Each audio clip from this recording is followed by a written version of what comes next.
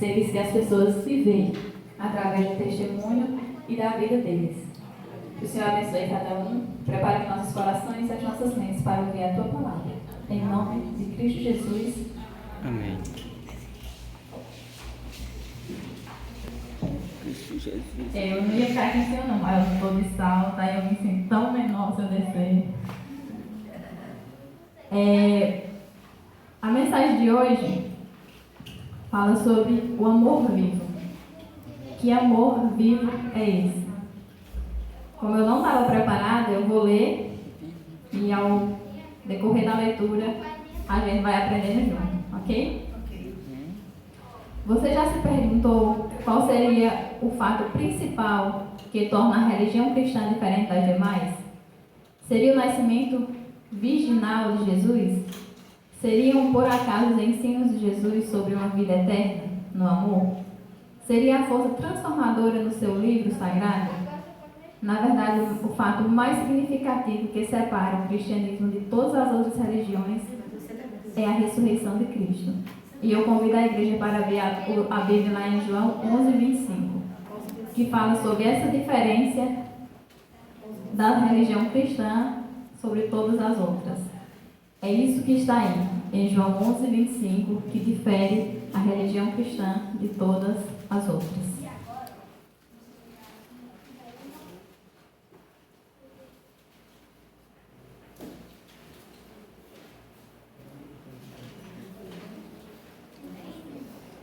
Amém? Amém.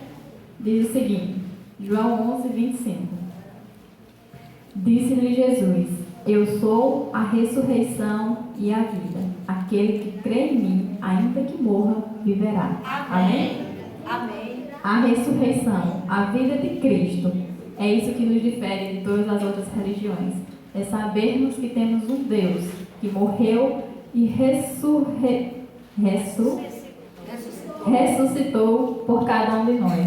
É saber que ainda que temos alguém que vai voltar para nos buscar, para nos levar para uma vida eterna. Às vezes as pessoas dizem assim, morreu, acabou. Não, não é porque a gente morreu que acabou. A palavra de Deus diz que todo aquele que crê em mim, ainda que morra, viverá. Amém? E vai ser bem ligeira.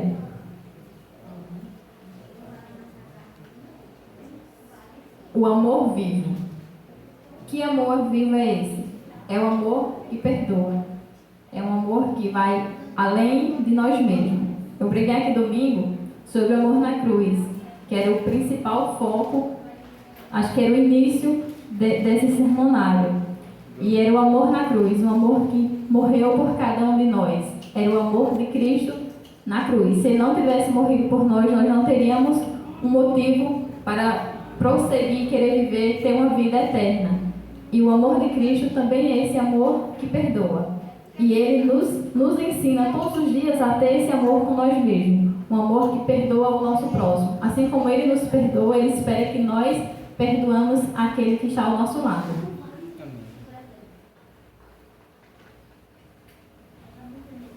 Um problema é que nem todas as pessoas estão aptas a admitir, mas que todas as pessoas têm, é o de lidar com o perdão. Achamos muito difícil perdoar aquele que nos traíram, que tiraram vantagem de nós, nos acusaram erroneamente, de falaram mal de nós. E porque acreditamos ser difícil e até mesmo impossível perdoar aqueles que abusaram de nós. Achamos às vezes que é impossível acreditar que Deus pode nos perdoar quando o tratamos da mesma forma. Por que é difícil perdoar? Porque quando nós erramos contra Deus, nós temos a ligeira impressão de que Deus não vai nos perdoar, porque nós não somos merecedores. Não é a gente não perdoa o nosso próximo, às vezes, não é nem pelo erro dele para conosco. É porque se a gente estivesse no lugar dele, talvez a gente não fosse merecedor do perdão dele. E Cristo, ele nos ensina que, independente do nosso erro, o amor que ele sente por nós é capaz de nos perdoar.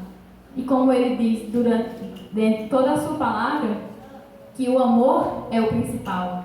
É em cima do amor que a gente vive. É em cima do amor que a gente deve trabalhar a nossa convivência com o nosso próximo. É em cima desses relacionamentos, é em cima desse amor que devemos estar em busca de Cristo, porque Ele é o amor. E se a gente não tem esse amor para com Deus e para com o nosso próximo, como é que nós vamos perdoar? Se a gente não tiver o amor. Quando Cristo ele nos perdoa, quando Ele olha para nós, falhas e pecadores, Ele espera que nós sabemos reconhecer os nossos erros, diante dos nossos erros, e que a gente entenda que somos merecedores do perdão dele. Quando Ele veio aqui e morreu por cada um de nós, Ele não morreu achando que a gente fosse ser perfeito. Ele morreu porque Ele sabia que nós éramos pecadores. Ele morreu porque Ele sabia que nós íamos errar a cada dia. E Ele espera que, assim como Ele nos perdoa apesar dos nossos erros, Ele espera que nós também perdoemos o nosso próximo. Nem todo mundo faz coisas ruins contra nós. A maioria das pessoas que nos rodeiam são pessoas que nos querem bem. E por que a gente não pode pegar o amor dessas pessoas que estão ao nosso redor, que nos amam e nos faz bem, e transmitimos um pouquinho para as pessoas que nos querem o mal? Às vezes as pessoas nos querem o mal e a gente nem sabe. E Cristo espera que nós, em nossas orações, nós temos assim: Senhor, aqueles que não me querem o bem, que o Senhor possa estar com eles. Não é verdade? Então, assim, quando Cristo diz assim, o amor que perdoa é esse. É porque o amor de Cristo nos perdoou antes mesmo da gente nascer. Antes mesmo do nosso erro. Cristo já sabe. Cristo já nos perdoa.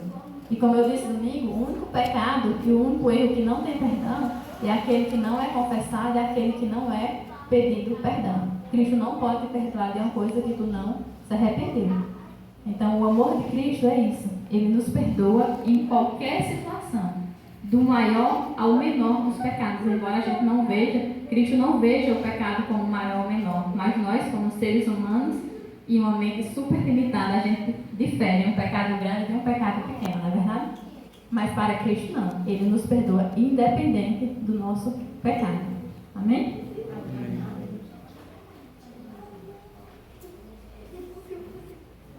Do Espírito. Fruto do Espírito. Só existe vida plena em Cristo. Qual era o terror da cruz? Não foi a dor? Não foi a dor. Jesus não clamou nenhuma vez: que dor, que dor. Que dor insuportável. Qual era o terror da cruz? Não foi o fato de Cristo haver sido negado por seus amigos. Ele nunca clamou: meus discípulos, por que vocês me desampararam? O terror da cruz era o pecado separado de seu Pai e a separação de Deus. É a maior tragédia que pode acontecer em um ser humano. É exatamente por isso que Jesus clamou: meu Deus, por que me desamparaste? Vamos ler lá em Mateus 27, 46.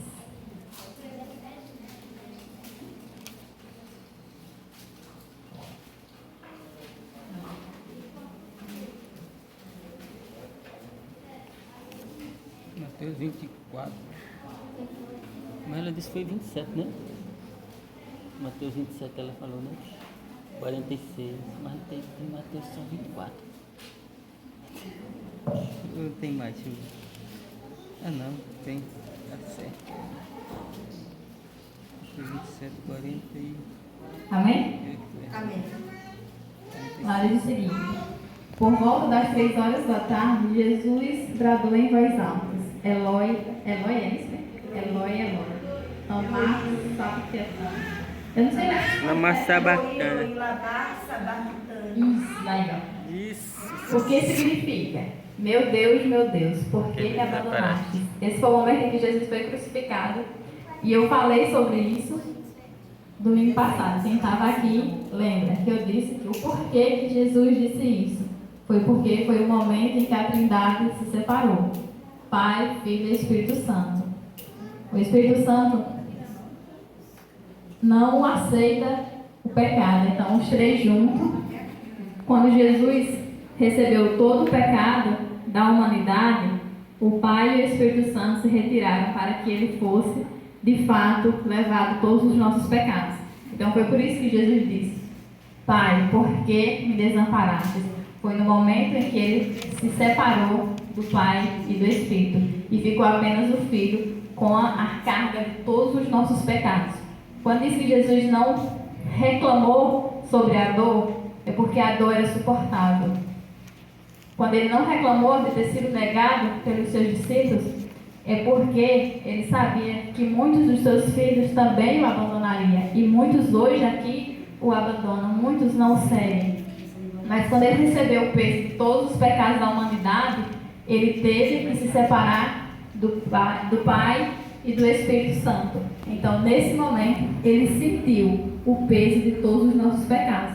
Deus não o abandonou, mas o Espírito Santo não convive, eu vou dizer assim, acho que dá para entender, não dá para viver junto com o pecado. Ele não aceita o pecado em comunhão com ele. Então, quando o Pai, o Filho e o Espírito Santo estão juntos, não tem pecado. Mas quando Jesus recebeu a carga de todos os pecados da humanidade, o Pai e o Espírito Santo teve que se retirar. Então, foi nesse momento que ele disse: Pai, por que me abandonaste? Deu para entender, né? Deus sim.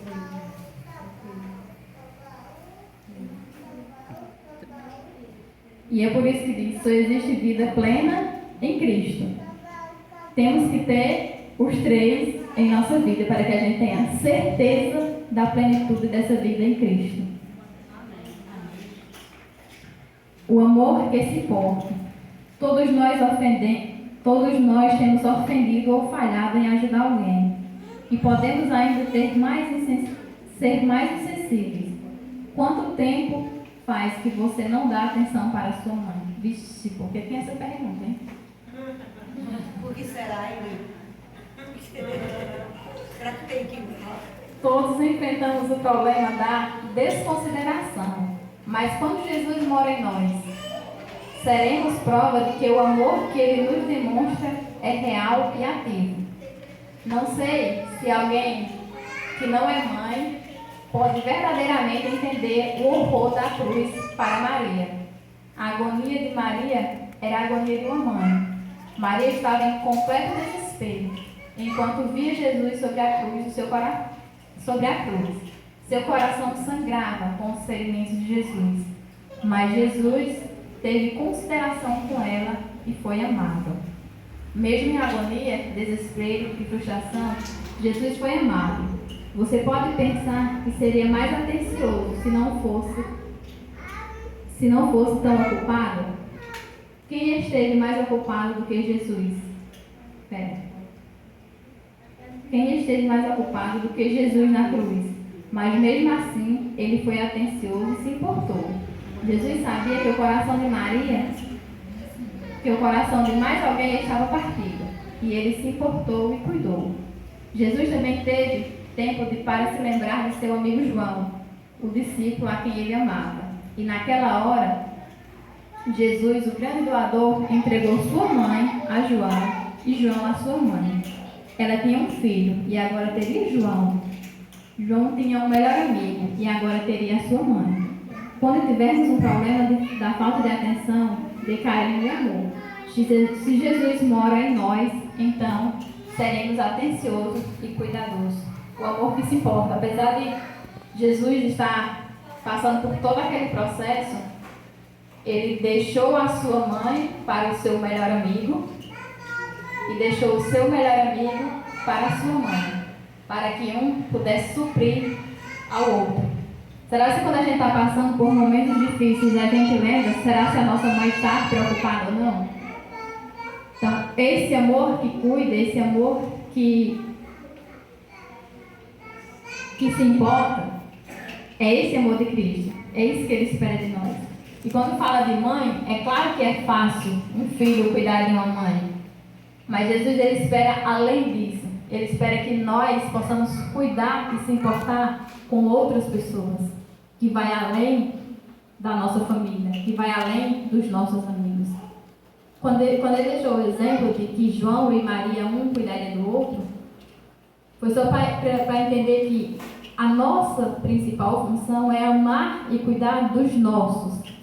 Porque se nós não amamos e não cuidamos os nossos, como é que nós vamos amar e cuidar alguém lá de fora? Não é verdade? Se um marido e uma esposa, uma mãe e um filho, eles não se amam, eles não estão em comunhão, como é que eles vão cuidar de alguém que está precisando de um conselho ou de alguma outra coisa lá fora? Não tem. Se eu não me entendo com meus próprios familiares, eu não tenho como ajudar alguém que está lá fora. E Cristo espera exatamente isso de cada um de nós. Que possamos estar preocupados a ajudar o nosso próximo. A palavra de Deus diz, e nos seus mandamentos diz, amai o teu próximo como a ti mesmo. Em resumo é isso, amar a Cristo e amar ao nosso próximo. Foi isso que Cristo veio aqui. Ele amou e se preocupou com cada um de nós. E é por esse amor que Ele morreu na cruz. E é por esse amor que nós devemos buscar a nossa salvação a cada dia. Amém? Amém. Amém.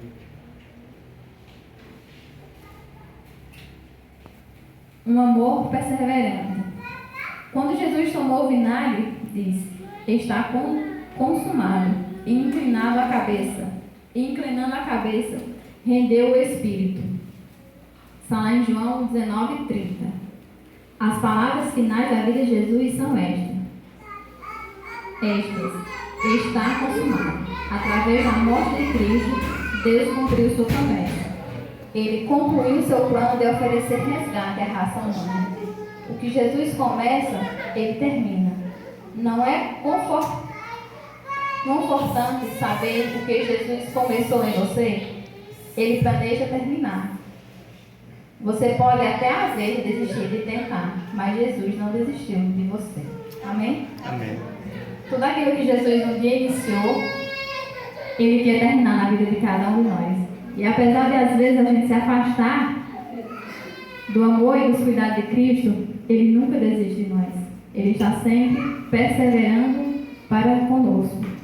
Quando a gente se afasta de Cristo, parece que todas as coisas ruins acontecem. Não é verdade? E quando as coisas ruins acontecem, eu costumo dizer que quando eu estou num momento ruim, é porque Deus permitiu para que lá do pó, lá do chão mesmo, eu entenda que eu só posso ser alguém com Ele em minha vida. Então, às vezes, quando a gente está passando por um momento super difícil, que a gente entenda, Deus às vezes permite que a gente chegue lá na lama, para que a gente realmente entenda o verdadeiro significado de Cristo em nossa vida. Amém? Então, Cristo, Ele nunca vai desistir de vocês. E Ele espera que a gente nunca desista dele. Que a gente persevere a cada dia, a cada nascer de sol, a cada deitar e a cada levantar. Que a gente persevere em busca daquilo que Ele já pagou por nós, a nossa salvação. Amém. Amém? Amém.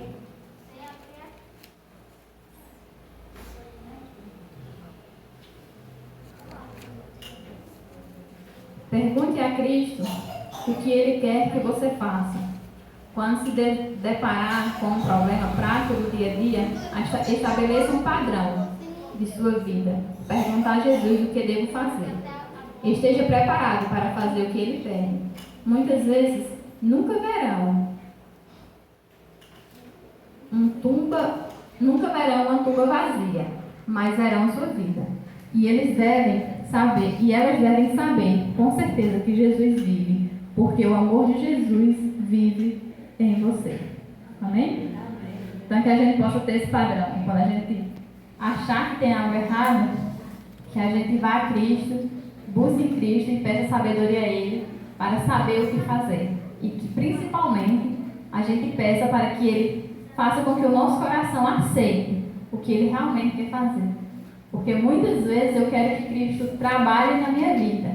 Mas quando Deus trabalha, eu vou e penso que Ele não fez o que eu queria. E eu tenho que entender que o que eu quero não é mais importante do que o que Deus quer na minha vida. Então que a gente tenha sabedoria para pedir uma coisa a Cristo e aceitar aquilo que Cristo quer na nossa vida. Amém? Amém. Pronto, terminei. Ei, Valente, bota o louvor, por favor. Que Deus abençoe cada um, que esse amor de Cristo possa viver na vida de cada um de nós.